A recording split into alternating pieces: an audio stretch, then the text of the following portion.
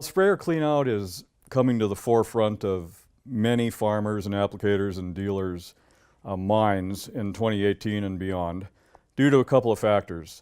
Number one, you've got increasingly large, complicated, extensive pieces of sprayer equipment. And they're wonderful to do a lot of acres in a short amount of time, and they're wonderful, marvelous machines. But with it comes hundreds of feet of additional plumbing in the form of hoses and turns in the plumbing, elbows, crevices, places where product can settle in, like end caps of sprayers and so forth. In the northern plains, you have many sensitive crops that are very, very sensitive to many of the wheat herbicides that are commonly used. Chief among them, the SU herbicides, which are used as tank mix partners in many, many applications.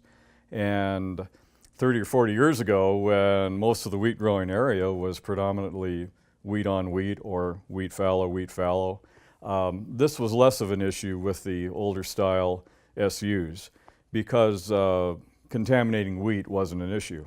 That's the only thing the farmer grew. But now so many wheat growers throughout most parts of the country are rotating with so many other crops, and they can be lentils and peas and other pulse crops. It can be canola. It might be sugar beets in some situations. It could be soybeans, dry beans, and many, many others.